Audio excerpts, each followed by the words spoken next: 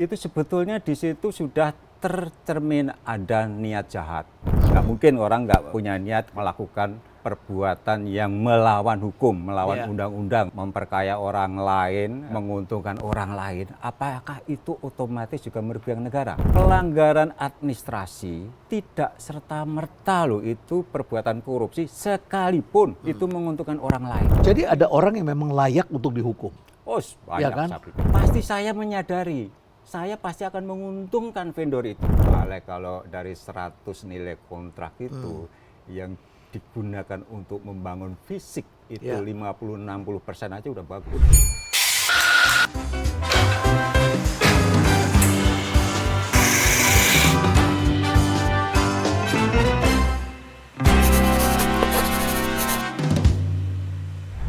Percakapan tentang pemberantasan korupsi tidak henti-hentinya. Hampir setiap hari kita saksikan orang terus ditangkap.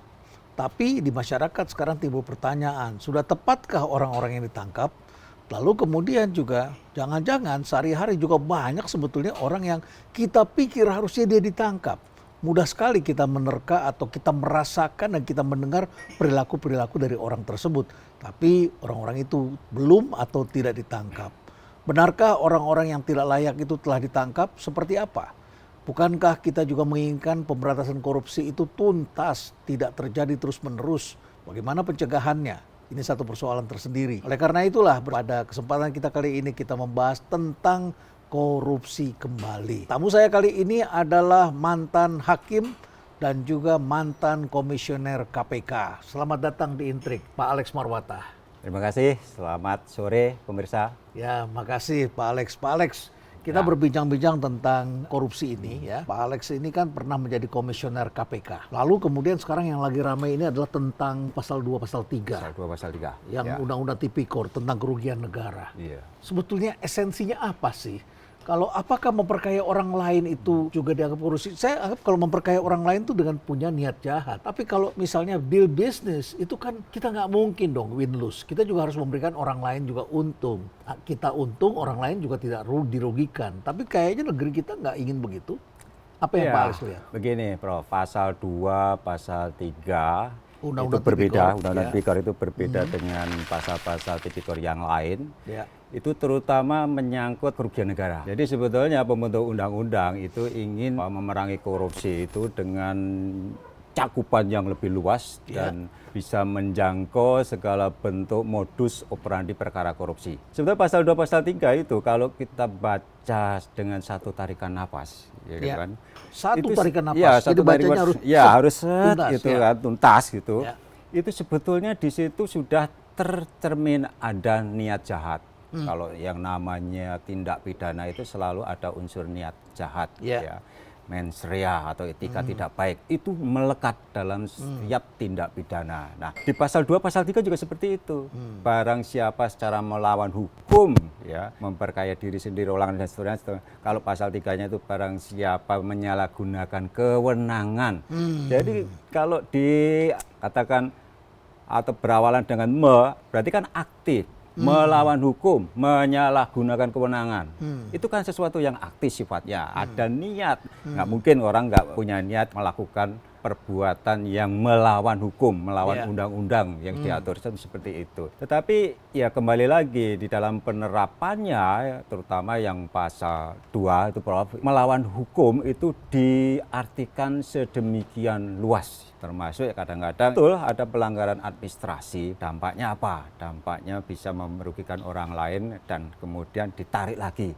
Kalau memperkaya orang lain, menguntungkan orang lain, apakah itu otomatis juga merugikan negara? Ya seperti Prof Renat tadi sebutkan, memang kita nggak boleh perusahaan swasta itu mendapat untung, kan seperti itu kan. Waktu saya menjadi ahli di pengadilan Sulawesi Utara, ya, ini setelah pensiun? Ya setelah pensiun tentu saja, setelah pensiun, KPK, ya lebih kurang sekitar 1 bulan 2 bulan yang lalu, saya sebutkan ya, pelanggaran administrasi tidak serta-merta loh itu perbuatan korupsi sekalipun itu menguntungkan orang lain. Tidak sama menguntungkan orang lain kemudian dianggap merugikan keuangan negara. Saya contohkan begini Bro, misalnya di dalam proses pengadaan barang dan jasa, pasal 2, pasal 3 itu paling banyak itu menyangkut pengadaan barang dan jasa pemerintah. Misalnya, saya melihat selama ini pengadaan barang jasa pemerintah itu lewat tender pun itu diatur. Proses tendernya itu banyakkan abal-abal, ya formalitas. Perusahaan yang menang itu hanya perusahaan-perusahaan pinjaman atau perusahaan-perusahaan yang hanya bermodalkan stempel perusahaan. Selaku kepala daerah, saya contohkan, saya kepala daerah, saya melihat ini praktek yang nggak benar. Vendor yang menyediakan barang dan jasa yang dibutuhkan pemerintah hanya satu di daerah itu. Tapi kenapa pakai lelang? Pakai proses nggak lelang. confident dong, Gitu. karena nggak confident. Nah, itu dia gitu. Ya. Aturannya, Prof. Aturannya itu kan menyebutkan pengadaan barang dan jasa dengan nilai Ya. berapa ratus juta Harus itu lelang. harus lelang. Padahal Kan nggak ada begitu, kan? kompetitor. Nah, itu Dia dia. ada-adakan lah. Nah, itu dia. Karena aturannya seperti itu. Ya. Artinya kan salah menerjemahkan aturan. Ya kalau vendornya cuma satu, kenapa nggak ditunjuk langsung lakukan negosiasi? Secara administratif mungkin salah. Secara undang-undang juga tidak boleh. Ya tidak boleh. Tetapi itu tadi tujuannya apa sih sebetulnya itu proses lelang dan proses pengadaan barang jasa itu kan negara ingin mendapatkan barang yang sesuai dengan yang diinginkan dengan kualitas yang baik dan harga yang paling menguntungkan. Taruhlah setelah diadakan kan pasti yang namanya hubungan bisnis ya antar pemerintah dengan swasta pun pasti saya menyadari saya pasti akan menguntungkan vendor itu. Taruhlah vendor untung 10%. Dan itu dalam bisnis itu normal. Sangat Ya normal. kan? Ya. Dengan keuntungan seperti itu, ya apalagi bisa dibuktikan vendor menjual ke tempat lain pun untungnya seperti itu. Karena itu tadi ada pelanggaran administrasi, pelanggaran hukum, pelanggaran hukum dong gitu kan. Karena aturannya harus dilelang. Saya minta supaya itu ditunjuk langsung pakai vendor itu. Apakah menguntungkan vendor itu, Ya. kemudian otomatis merugikan negara? Kan pertanyaannya itu. Menguntungkan, yes, betul, kan gitu kan. Apakah itu dianggap merugikan negara? Saya bilang tidak, gitu. Karena kita bisa buktikan vendor itu menjual ke pihak lain pun untungnya sama seperti itu.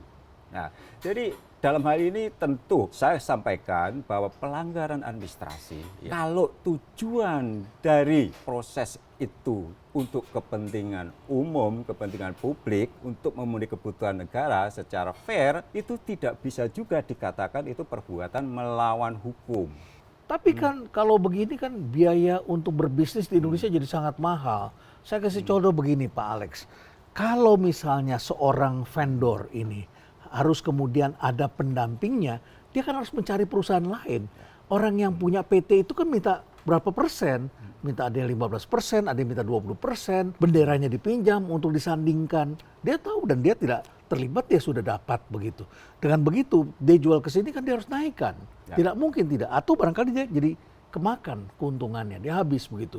Biayanya kan jadi sangat mahal. Apalagi kalau harus ada 3 orang pembanding, begitu 3 perusahaan pembanding. Very expensive negeri ini. Ya seperti itu, prakteknya memang seperti itu. Dan ya saya pikir sudah menjadi pengetahuan umum. Kalau proses pengadaan barang dan jasa di pemerintah itu ya banyak yang prosesnya itu hanya formalitas. Pengalaman saya selaku hakim maupun selaku komisioner di KPK, proses pengadaan barang dan jasa yang kita naikkan perkaranya ke penyidikan kemudian kita limpahkan, semuanya itu pakai proses tender loh. Sudah pakai lelang, akuisisi pun pakai 7 konsultan. Betul, itu. Mahal sekali negeri kita ini. Dan benar Prof itu kan, perusahaan-perusahaan yang kemudian bermasalah itu dia hanya memburu rente. Kasus Nasarudin ya misalnya, ya kan. Waduh, itu luar biasa sekali. Dia tuh pemenang lelang, tetapi dalam pelaksanaannya dia tidak pernah mengerjakan, ya kan. Dia pemenang Subkontrak lelang, semua. semuanya disub. Bahkan BUMN pun itu praktek seperti itu menjadi hal yang lazim. Subkon itu ya memang mahal sekali ya. Dari perusahaan subkon pasti mengambil keuntungan, dari pemenang lelang pasti juga dia mengambil keuntungan. Sehingga hasilnya kita lihat kualitasnya kenapa jadi begini, biayanya sekian kenapa jadi kualitasnya tidak bagus. Saya banyak mendengar Prof itu kan ketika berbincang-bincang dengan para pengusaha itu, apalagi kontraktor-kontraktor pembangunan fisik itu, dia bilang itu, Pak Alek kalau dari 100 nilai kontrak itu yang digunakan untuk membangun fisik itu 50-60% aja udah bagus. Udah bagus ya. Ya, 100 itu kan dipotong PPN. Ya. Ya. Kemudian keuntungan perusahaan ya. Kemudian itu tadi ada fee ini ya, itu sudah lazim itu. Udah lazim itu. Banyak sekali biaya pengamanan ini dan lain sebagainya. Waduh. Jadi ada orang yang memang layak untuk dihukum. Oh, banyak Ya kan? saya pikir. Banyak. Saya pikir banyak. Sebetulnya kan mudah kita melihat orang-orang itu. Kenapa nggak ditangkap? Kalau kita punya KPK, Iya, kita punya kejaksaan. Kan kita muda ya. Saya misalnya kalau melihat ada direksi, kan kita juga tahu kalau misalnya dia anak siapa atau keluarganya memang dulu keluarga hebat begitu ya. Berbeda kan dengan orang kaya baru kan. Tentu berbeda begitu. Kenapa yang mereka-mereka itu tidak ditangkap, tapi yang kesalahan administrasi ini yang banyak kena? Ini barangkali sistem hukum kita yang belum mengakui atau tunduk pada proses pembuktian terbalik itu, Prof. Ya. Jadi ya orang-orang hukum bilang itu pembuktian terbalik dalam pengertian yang terbatas katanya. Karena apa? Tidak bisa serta-merta ketika kita melihat misalnya seorang ASN atau pejabat negara, dia nggak punya pekerjaan atau bisnis yang lain, tiba-tiba punya rumah di Pondok Indah misalnya, gitu kan. Tidak serta-merta aparat penegak hukum bisa langsung menginterogasi yang bersangkutan. Itu baru red flag. Jadi aparat penegak hukum itu masih dibebani untuk membuktikan kenapa dia bisa kaya. Ya, harus mencari. Nah, ini yang menyulitkan penegakan hukum di negeri kita ini. Yaitu tadi, kita tahu loh banyak hal atau red flags dari penyelenggara negara, entah itu termasuk aparat penegak hukum yang memiliki lifestyle yang di luar kepatutan selaku ASN atau selaku penyelenggara negara. Dan kita tahu loh berapa sih penghasilan seorang ASN penyelenggara negara atau penegak hukum, kita tahu loh, gitu kan. Tetapi itu tadi, ketika itu kita compare, kita bandingkan dengan gaya hidup yang bersangkutan, nggak nyambung, Bro. Nggak nyambung. Nggak nyambung. Gitu Kan? ya. Jadi pertanyaannya, loh, patut dicurigai kan? Ya, Kita patut curiga atau bahasa akuntannya itu professional skepticism, ya kan? Ya, kecurigaan profesional, dan itu sangat logis. Sangat logis, kita curiga itu sangat wajar, logis. Gitu. Tapi kan bisa kita cari buktinya sebetulnya, Pak Alex. Paling enggak dari sisi misalnya gratifikasi. Tetapi ini, Prof, ada beberapa case yang ditangani oleh KPK itu sudah menggunakan proses seperti itu, pemberian gratifikasi. Contoh beberapa waktu terakhir itu kan menyangkut pejabat pajak dan bea cukai. Itu kasat mata. Kebetulan kasusnya ramai. Iya, ramai itu kan disorot di mana-mana. Dandi. Bisa juga itu naik dan dihukum dan asetnya kita rampas. Kenapa harus menunggu viral dulu? Kan gitu, ya kan? Ya orang bilang no viral no justice. Apa iya semua harus pejabat begitu. Harus diviralkan? Seperti itu kan? Kan nggak begitu loh. Masyarakat Kita sudah menjadi punya, polisi. Kita sudah punya presiden, kita sudah punya putusan yang menguatkan bahwa seorang yang memiliki lifestyle yang nggak sesuai dengan penghasilan yang diketahui itu ternyata bisa juga dikorupsikan dengan dugaan menerima gratifikasi. Tetapi enggak semua gitu loh. Ya, sebaliknya kita juga melihat ada orang yang hidupnya sangat sederhana, lalu kemudian menjadi tersangka. Ramai itu. Ya, salah satunya mungkin Pak Alex punya pengalaman itu ya. Betul. Siapa? Prof Budiono. Nah, dulu kan pernah jadi tersangka dan ketika dia menjadi tersangka semua orang kaget. Berarti loh, beliau ini kan hidupnya sederhana, sangat berhati-hati. Belum tersangka. Belum tersangka. Tapi jadi, sudah mulai dikulik-kulik lah begitu ya. Dalam proses dakwaan dan juga putusan, nah itu dicantumkan bahwa beliau dan beberapa pejabat yang lain itu melakukan kejahatan secara bersama-sama dan itu ada di dakwaan dan ada juga di surat putusan hakim kan seperti itu. Jadi kalau yang lain kena, Pak Budiono bisa kena begitu? Ya kalau putusannya seperti itu kan yang itu kan sudah diputuskan dan sudah inkrah, itu di dalam putusannya itu yang bersangkutan itu melakukan tindak pidana itu bersama-sama loh. Ya kalau yang satu sudah masuk, yang lain kan ini artinya sudah kalau baca putusannya bersalah juga dong. Orang yang satu bersalah dan itu didakwakan melakukan tindak pidana bersama-sama. Tapi saya pikir ya nggak begini juga penegakan hukum itu kan seperti itu. Apa yang Pak Alex lakukan dalam kasus itu? Saya kebetulan bukan jadi anggota majelis di perkara tersebut, tetapi ketika di KPK, komisioner KPK itu ada beberapa kali expose untuk kembali menelaah perkara itu dan saya melihat nggak bisa seperti ini itu menjadi tindak pidana. Tidak loh. Mana ada sih perkara korupsi kok diputuskan bersama-sama? Ya. Dari satu sisi aja, di mana mensreanya? Tidak bisa ya melakukan korupsi bersama-sama, berjamaah kata orang begitu. Jadi begini, Prof. Ada Gium di dalam audit investigasi, gitu kan. Sifatnya kecurangan fraud itu tersembunyi. Ya kalau dirapatkan, yang ikut rapat 20 orang, apa jadinya? Dan semua pihak Nggak boleh logik loh. artinya, Iya, tidak iya, logik iya. ya. Boleh menyampaikan loh pendapatnya, ini kondisinya seperti ini, silakan gitu kan di dalam proses rapat. Dan ada loh notulennya itu, tapi ketika hal itu kemudian menjadi putusan dari top manajemen, lo salah saya di mana? Gitu. Ini kebijakan yang saya tempuh. Jadi itu adalah kebijakan sebagai pimpinan, sebagai gubernur bank sentral saat itu. Iya. Ya, terlepas nanti dalam pelaksanaannya ada penyimpangan, loh itu persoalan lain. Saya yang pimpinan yang menandatangani surat perintah penyidikan.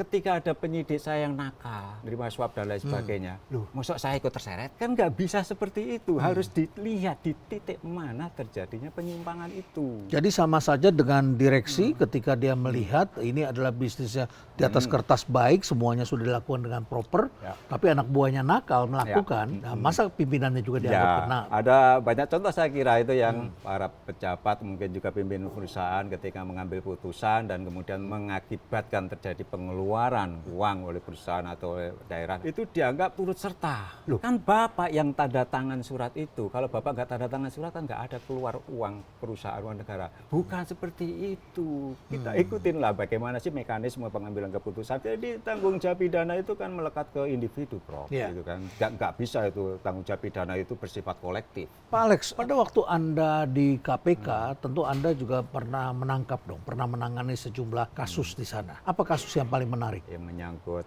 Ketua DPR waktu itu, Pak Setnov ya. Setnov. Menarik itu kan. Waktu itu Anda dengan Pak Agus Raharjo? Ya, betul. Ya, dengan Agus Raharjo gitu. Tapi Anda nggak diundang ke istana ya saat itu ya? 5 pimpinan diundang juga ke Presiden ketika Presiden ingin mendengarkan bagaimana progres pemberantasan korupsi, apa hambatannya dan lain sebagainya. Berlima diundang, masukan usulnya ya kita sampaikan. Secara umum sebetulnya persoalan korupsi kita itu, terutama kalau yang menyangkut pejabat publik itu ya serius semua. Melakukan tangkap tangan terhadap kepala daerah itu menurut saya itu sangat serius. Buah dari demokrasi ternyata juga dampak juga maraknya dan mereka korupsi, punya kekuasaan. gitu. Nah, itu orang-orang dia. ini juga punya Nah, itu kekuasaan. dia. Ya, betul. Dan punya network kemana-mana. Ya, ini pengkhianatan terhadap kepercayaan publik kan. Kalau kepala-kepala daerah itu sudah ikut korupsi itu kan. Nah, itu, ya, itu yang menjadi persoalan. Jadi nggak hanya korupsi, tetapi saya pikir juga ini persoalan demokrasi. Apa yang membahayakan menjadi komisioner KPK? Karena komisioner itu kan sifatnya kolegial ya, kolektif kolegial, putusan diputuskan bersama-sama. Kalau ada intervensi atau misalnya ada yang telepon ke saya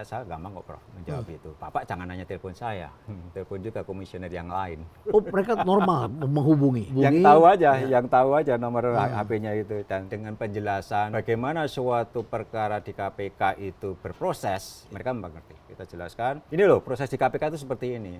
Jadi ketika para penyidik, penuntut umum, dia memaparkan perkaranya di depan pimpinan dan disertai dengan alat bukti yang cukup, ya kita nggak bisa apa lagi. Nggak mungkin kemudian kita akan mengatakan ke mereka, ini jangan karena karena ini orang ini siapa kan seperti itu. Begitu pimpinan menyampaikan itu, besok itu sudah keluar di surat kabar, gitu. Ramai di surat kabar kan gitu kan. Hal seperti itu saya pikir dulu orang bilang bocor halus. Banyak sekali perkara-perkara yang diproses di KPK itu bocor halus, ya keluar di KPK. Saya melihat itu ada positifnya juga, Prof. Itu menjadi dorongan buat pimpinan supaya nggak main-main kan, nggak melakukan itu. Masyarakat jadi ikut mengawasi dan masyarakat mereka grogi sendiri. Ya begitu itu. Dan sayangnya hal seperti itu jilid kedua saya nggak terjadi. Lebih banyak masyarakat menghujat KPK. Termasuk dari internal sendiri juga saya merasa pegawai tidak mendukung lagi ketika misalnya ada atasannya atau ada pimpinan yang kemudian nggak lagi komit gitu kan, pegawai nggak lagi mendukung. Itu yang saya rasakan di jilid kedua saya setelah 5 tahun. Dukungan publik berkurang, juga dari internal KPK curang. Gitu. Orang bilang itu karena ada perubahan undang-undang KPK yang mengalihkan pegawai KPK menjadi ASN, sehingga mereka dianggap ya berarti sama aja dengan ASN yang lain. Padahal saya bilang itu kan ASN yang lain itu sebetulnya banyak juga yang baik. Gitu kan. Jangan kalian itu berpikir tuh ASN itu semua brengsek. Enggak loh, enggak. Dan saya pikir enggak ada hubungannya kalian ASN atau bukan ASN. Kalau kalian melihat antasanmu, pimpinanmu enggak benar, ya teriak dong. Nah, gitu. Tapi itu turut mewarnai ya bentuk struktur kepegawaian yang seperti itu yang ketika diangkat menjadi ASN itu turut mewarnai, Saya merasakan membentuk demikian. perilaku. Ya, saya merasakan demikian dan beberapa kali saya sampaikan ke pegawai KPK nggak bisa seperti itu. Tetap nilai-nilai yang kalian ambil sebelum jadi ASN itu harusnya tetap kalian pertahankan karena dan menurut saya itu baik. Ya. Ketika pimpinan atasanmu kamu lihat itu nggak lagi komitmen terhadap pemberantasan korupsi, kamu harus berani ya menyuarakan, menyampaikan gitu kan. Ya, waduh Pak, nggak bisa Pak, sekarang kita ASN. Oh, ya nggak bisa seperti itu. Kalau nggak berani sendiri, ya rame-rame dong. Dulu Prof itu kan di jilid pertama saya ketika pegawai itu melihat penanganan suatu case perkara misalnya diduga ada intervensi atau pimpinan nggak komitmen, pegawai itu bikin petisi loh Prof gitu kan. Bikin petisi. Yang tanda tangan itu 114 penyelidik-penyidik tuh gitu kan. Dan itu positif. Artinya apa? Kita nggak bisa loh main-main loh gitu. Saya pikir hal seperti itu menurut saya baik dan ya beberapa kali ketika saya di daerah itu ya kita tahulah Prof itu kepala-kepala daerah itu kan menjadi raja-raja kecil kan di daerah itu kan. Dan termasuk kepala-kepala dinasnya itu kan rata-rata kan juga lebih kurangnya ya mereka-mereka yang mungkin mendukung dia. Saya sampaikan dan saya menyitir kalimat dari Jenderal Sudirman. Ya. Jadi Jenderal Sudirman pernah menyampaikan bahwa kejahatan itu akan menang. Ya. Ketika orang banyak yang baik itu diam saja, kan itu. Nah, itu yang terjadi menurut saya terjadi di Republik kita ini. Jadi saya yakin kok sebetulnya di suatu lembaga pemerintah itu yang jahat itu kan sedikit kok. Tapi sayangnya mereka mungkin menduduki posisi-posisi strategis. Ya. Dan saya yakin banyak ASN ya APH yang masih punya komitmen. Tetapi ketika karir mereka itu sangat bergantung pada atasan ya sudah lewat itu. Nah ini saya pikir juga menjadi PR ya dari Kementerian PAN, RP maupun BKN itu bagaimana sih menata birokrasi itu supaya apa? Supaya orang-orang baik itu betul-betul ya bisa menjaga integritas itu kan. Pak Alex di sini kopinya enak, kita ngopi dulu ya. Kopi hitam atau mau kopi inspirasi? Apa itu kopi inspirasi? Kopi inspirasi itu ada susunya. Itu aja. Ya, kopi inspirasi kita minta 2 ya. Baik, Pak Alex. Jadi Anda pernah menjadi hakim. Betul. Ya, dan Anda juga kemudian masuk di KPK. Di mana gap yang Anda lihat antar keduanya? Harusnya kalau di sini ada penyelidikan atau penyidikan yang salah, yang kemudian harusnya tidak dituntut atau tidak dibawa ke pengadilan, harusnya kan hakim ketika membaca itu kemudian dengan cepat bisa mengatakan ini tidak benar. Kenapa belakangan ini banyak sekali masyarakat yang mempertanyakan hal seperti itu? Ya, saya cerita di KPK dulu. Ya, proses penanganan perkara di KPK seperti saya sampaikan itu sebetulnya sudah quality control-nya itu, quality assurance-nya itu sudah berlapis-lapis, Pak. Jadi perkara itu dibangun dari bawah, ya, lewat Dumas, ya, kemudian diklarifikasi dan lain sebagainya, dan nggak hanya 1 orang, 2 orang yang terlibat, tapi banyak. Artinya kalau mereka bersekongkol, berkolusi, melibatkan banyak banget orang, ya, kan. Dan sampai pimpinan itu ketika mereka sudah yakin buktinya sudah cukup 2 alat bukti, ya kan, termasuk juga terkait mensreanya. Mereka sudah dapatkan di dalam proses penyidikan itu. Sehingga ketika diekspos ke pimpinan, ya pimpinan tinggal mendengarkan saja apa yang sudah mereka lakukan, buktinya apa, kemudian termasuk ya dalam tadi mensreanya tadi kan. Sehingga ketika pimpinan memutuskan ya naikkan ke penyidikan dengan penetapan tersangka, ya kita sudah punya conviction rate-nya itu ya 90% lah. Dulu KPK itu seperti tabu kalau sampai tuntutannya kemudian dibebaskan hakim. Ya kan gitu. Makanya conviction rate-nya itu 100%. Nah, itu berarti harus benar-benar matang kasusnya. Itu dia. Alat buktinya harus kuat ya, dan sebagainya. Gitu kan. Padahal menurut saya ya nggak harus begitu. Di banyak negara itu termasuk Singapura maupun Hong Kong, mereka nggak nyampe 90% juga conviction rate-nya itu. Ada potensi juga bahwa proses penindakan penyidikan itu juga nggak benar gitu kan, atau kejahatannya nggak bisa dibuktikan. KPK itu lembaga yang didirikan dari buah reformasi kan di dalam diktum gitu, pertimbangannya kenapa KPK harus ada, karena aparat penegak hukum yang bekerja waktu itu gitu ya dianggap belum optimal. Ya, makanya didirikanlah ini KPK, lembaga extraordinary ini. KPK. Dengan keberadaan KPK di KPK bukan berarti kepolisian, kejaksaan itu tidak boleh menangani perkara korupsi. Boleh kan, tetap. Ya. Hanya kewenangan KPK itu tupoksinya itu ditambahi melakukan koordinasi supervisi terhadap penanganan perkara korupsi yang dilakukan oleh kepolisian dan kejaksaan. Tapi kenapa ketika ditangani kepolisian misalnya atau kejaksaan, orang itu jadi tersangka, ya, terdakwa dan dipidana. Tetapi untuk case yang sama ketika ditangani KPK, orang itu hanya jadi saksi loh. Ini kan nggak fair dari satu sisi. Nah, waktu itu saya pertanyakan juga, ini gimana KPK melakukan supervisi gitu kan? Contohnya perkaranya Hutasi Nababan, ya itu betul-betul jelas itu. Karena apa? Perkara Hutasi Nababan itu pertama kali itu yang dilaporkan ke KPK itu kok. Dan KPK melakukan penelaahan di Dumas dan dia menerbitkan surat bahwa dia tidak menemukan indikasi korupsi. Oh, KPK pernah menemukan, pernah melihat? Terungkap di persidangan. Terungkap di persidangan perkara Hutasi itu.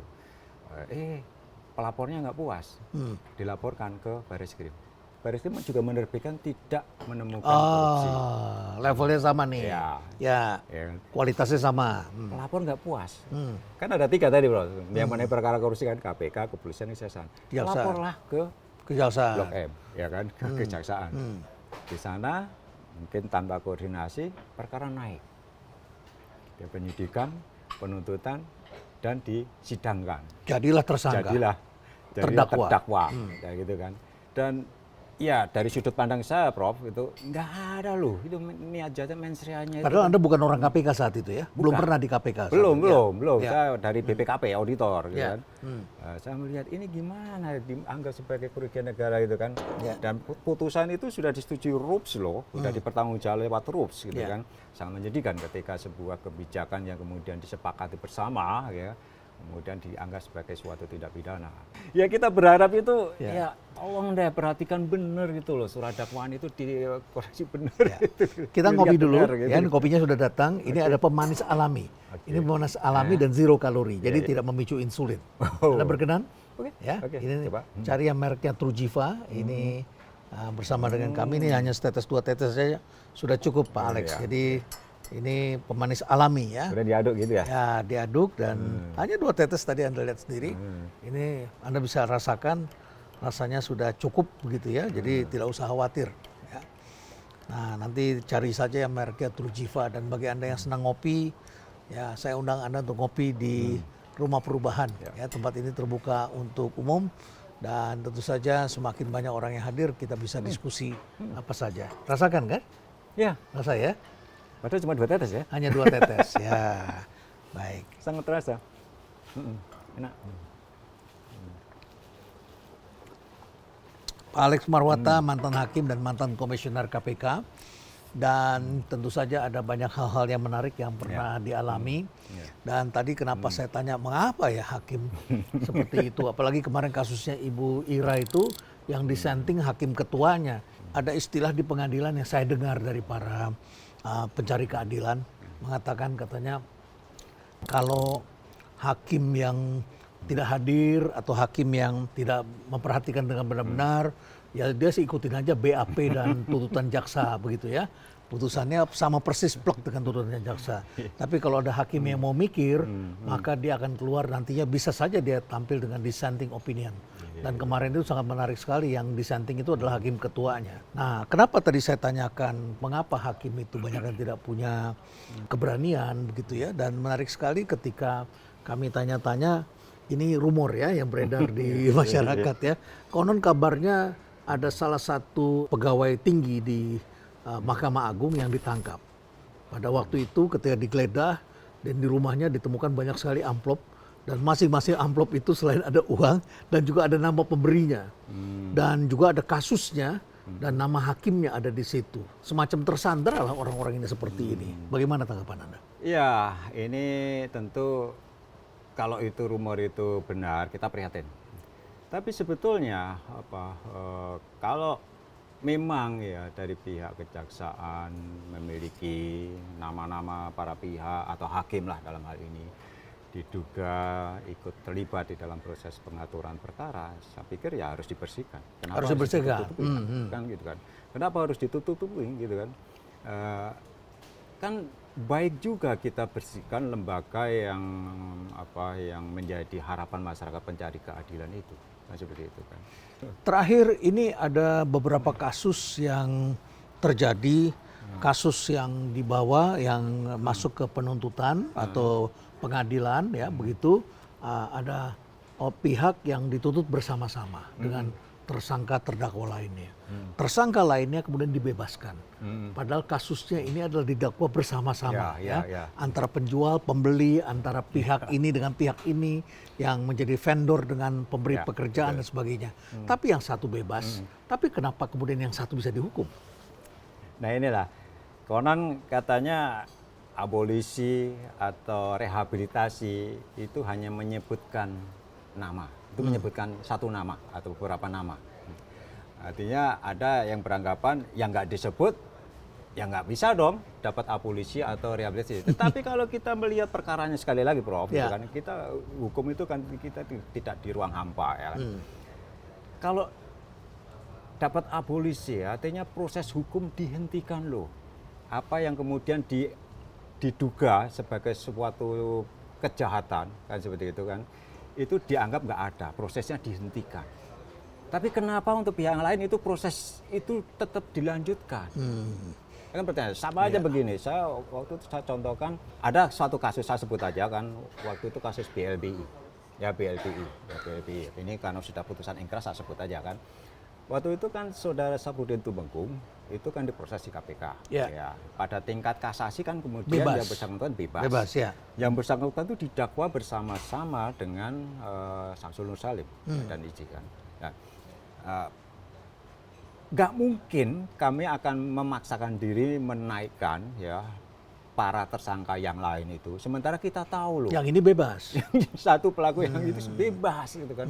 Justru kami ingin menjaga marwah pengadilan, memberikan kepastian hukum gitu kan. Sangat konyol ketika satu orang dinyatakan tidak bersalah, si kemudian penerima dan pemberi ini yang ini bebas, nggak ada, yang lain tidak ada, yang ini pengadilan. Atau paling nggak kita sudah menduga ini pasti kalau pengadilan itu konsisten, ya kan. Pasti nanti akan bebas. Nah, kecuali tadi itu kan pengadilannya nggak konsisten kan. Perkara yang sama ketika diadili di waktu yang berbeda putusnya bisa lain. Nah ini kan persoalan ketika tidak ada konsistensi dalam penetapan hukum.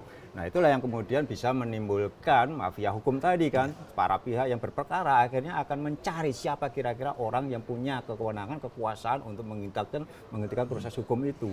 Nah, dalam kasus Tom Lembong kita menyaksikan Tom Lembong mendapatkan abolisi, tapi kemudian pengusaha yang dituduh mendapat keuntungan tetap diproses dan kemudian menjalankan hukuman. Jadi begitulah hukum di Indonesia juga banyak terjadi. Ya, banyak orang yang mengatakan kok sepertinya kita tidak ada preseden.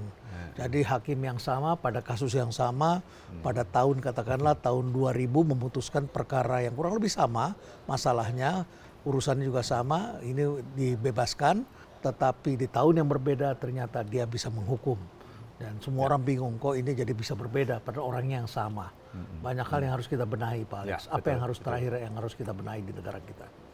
Menurut saya ini kalau kita mau membenahi ya persoalan di negeri ini ya penegakan hukum itu yang paling krusial menurut saya itu kan. Jadi dari kepolisian, dari kejaksaan dan juga pengadilan. Semua harus hand in hand, bukan target, tetapi ini adalah memang harus mempunyai landasan filosofi hukum yang kuat. Betul, dan saya harus saya sampaikan ketika rapat dengar pendapat dengan Komisi 3 DPR sebelum berakhir masa jabatan saya, gitu kan.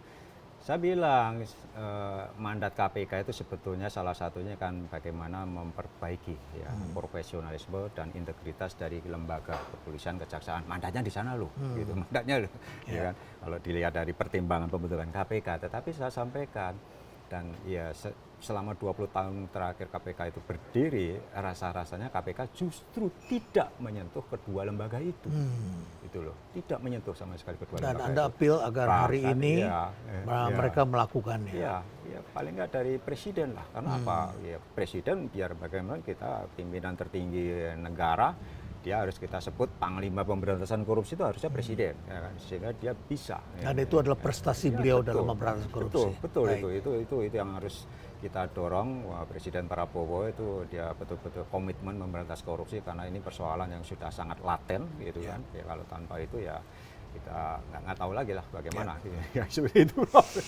Baik, demikianlah percakapan kita dengan mantan komisioner KPK yang dulu kita sering mendengar, menyaksikan bagaimana proses penegakan hukum di KPK dilakukan. Dan Pak Alex Marwata ini juga adalah seorang hakim yang sekarang tentu saja juga kita menyaksikan bahwa kita perlu pembenahan. Jadi hari berlangsung terus tetapi semakin banyak orang yang ditangkap seakan-akan di negeri kita ini adalah negeri para koruptor. Tapi sayang sekali kalau yang ditangkap justru adalah orang yang hanya sekedar melaksanakan pelanggaran administrasi dan itu adalah diskresinya dia sebagai pengambil keputusan dalam bisnis. Dan sayangnya belakangan ini kok semakin banyak yang seperti itu. Sementara yang dirasakan oleh masyarakat sebagai aspek keadilan, orang-orang ini semakin kuat dan tidak tersentuh. Tentu ini PR bagi pemberantasan korupsi di negara kita. Bagaimana menurut pendapat Anda? Stay relevant.